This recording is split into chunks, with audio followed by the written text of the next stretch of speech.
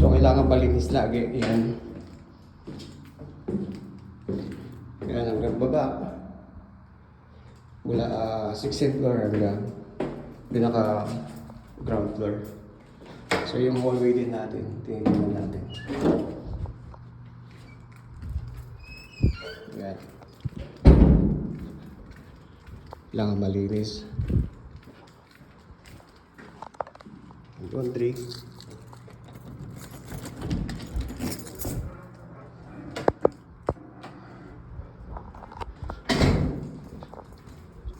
So araw-araw ganito yung pag-check natin ng building. So kasi hindi mo alam, may nagreklamo sa iyo dahil marami yung laundry o kaya marami yung hallway. So mini-make sure natin na malinis yung laundry at yung hallway. Kasi kailangan na malinis yung building natin. Hindi lang sa labas, pati sa loob. Para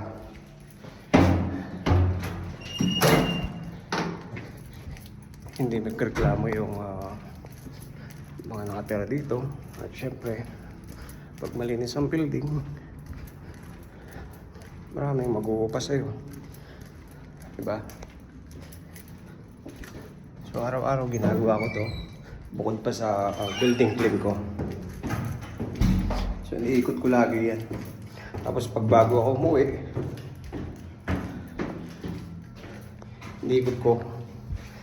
Para kasi wala na yan. Hanggang 8:30 to 5 lang kami. Katulad na ito. Mga stain. Mga aso ang umihi niyan. So imawag natin. Kasi mapanghiyan eh. So yun, ang tinitingnan natin. Bukod pa sa mga basura. So tapos na tayong mag-power hour. So bali gagawin naman natin. I-mop natin yung dumi. Para mawala yung panghi. Pag may nakikita ako mga recycle katulad na ito, tsaka yan, iniipon natin yan. Tinatabi natin para pwede natin ibenta. Sayang din kasi itapon natin. Yan, yung mga sapatos tulad na ito, bago pa. So hindi ko alam bakit tinapon. So pwede natin magamit.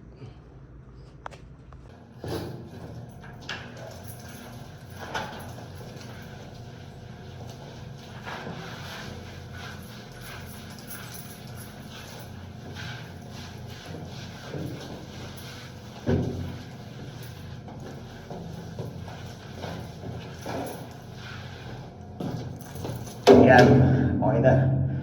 So after nito, check na natin yung building. So mga ano lang to, 30 to 45 minutes lang. Araw-araw ginagawa natin.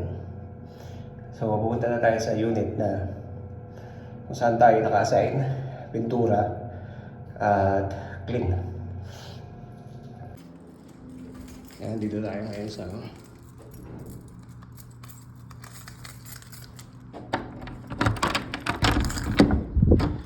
1507 tayo ngayon. So ito, kailangan tong ito ginagawa ko, ipipinturahan ko to. Yan, lilinisin natin. So pagagandahin natin para magmukhang bago uli yung unit. Parang renovation, ganun. Tapos yan, so na-umpisa na natin yan. Yan, nililinis ko yan. So isa to sa mga ginagawa namin bilang caretaker. Yan, pag may mga gamit na ganyan, pag hindi na pwedeng pakinabangan, in-skeleton namin o disassemble namin para magkasya dun sa basurahan. At yan, ganun pa rin, walang pagbabago yung labas. Snow pa rin. Siguro by March, matatapos na yan or April.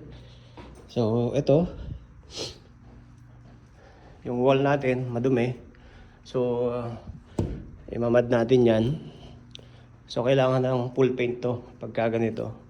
So, hindi lang touch up. Yan. So, nililinis din natin yung CR. Yan. Tingnan mo naman, napakarumi. Yan. So, isa yung pinakamahirap gawin din. Maglinis ng CR. Pero ito, yung mga maintenance. Yan, papalitan ng silicone yan. Yan. So, ito yung mga ginagawa namin. So, make sure namin na bago lumipat yung may lilipat na residente dito, bago residente. So, ang ginagawa namin talagang malinis at maayos yan. Mamad natin yan, nag-crack. Ihabol ko lang, may mga apartment na iniiwan yung mga ibang gamit nila. Hindi ko alam bakit, siguro hindi na nila kailangan. So, katulad nito, yung apartment na to, nag-iwan ng isang kutsilyo. Yan. So, okay pa.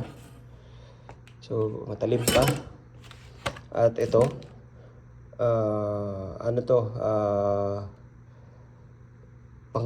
pabango, pangtanggal baho ng unit. So, nagtira siya ng 4. So, meron din ganito, basket, bago pa. Yan, may tag pa nga. Yan. At merong alak. Di ko alam kung expired na to. O, ano. Yan. So, nakabox pa. Yan. So, may laman pa. Pero, siguro, di ko alam kung pwede pa to. Or expired na. So, kasi tayo hindi man tayo nagiinom eh. So siguro itatabi na lang natin. So ang kapal na bundok, kabundok na yung yelo dito. Pati mga puno oh. Buti nakaka-survive yung mga puno. Ayun, ganda ng mga puno. Talagang balat na balat ng snow. Yan. Kitang-kita mo yung mga puno talaga. Nababalot ng snow. Nalapitan natin.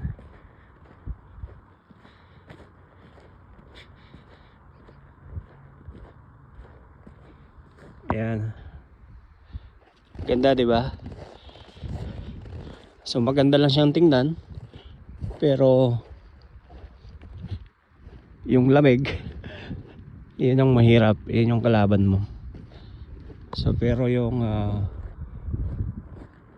nakikita mo kung gaano kaganda talaga, lalo na may araw na ganyan, nasisikatan ng araw. So yan oh, ganda talagang, balot na balot. So ito yung isa sa mga apartment na nililinisin namin at pinipinturahan. Grabe yung pine tree na yan, no? Talagang linis, snow na snow. So grabe talaga yung snow ngayon. Sobrang kapal at sobrang lamig. So yung bahay na yan, meron pa rin siyang Christmas decor. Kaya pumunta na tayo ng rooftop. Misa kasi hindi natin maiwasan. Talagang may mga taong magbabandalize lang. Yan. So gagawin natin,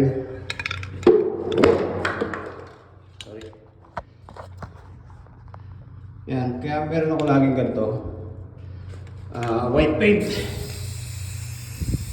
Alagay lang natin. Isa kasi talagang hindi mo sila maiwasan. Yan. So hindi naman lagi ito. So primer lang yan. Tapos pipinturahan ulit natin. Yan, katulad yan. Yan. Halata pa rin.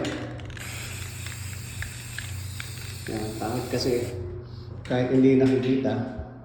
So kailangan malinis lagi yung building. Kahit hindi yung mga mga hindi visible. Kasi once na bumisita yung may-ari, makita niyo yung building mo. Ito, lagi ko rin chine-check yung rooftop kung nakalock. Yan. Yan, pagka nagmamating tayo, ganito ang ginagawa natin. Yan, so kahapon, inano na natin, nilagyan na natin ng mud. Pero pangit pa rin. So dodoblehin natin para mawala yung ganito, yung uka-uka.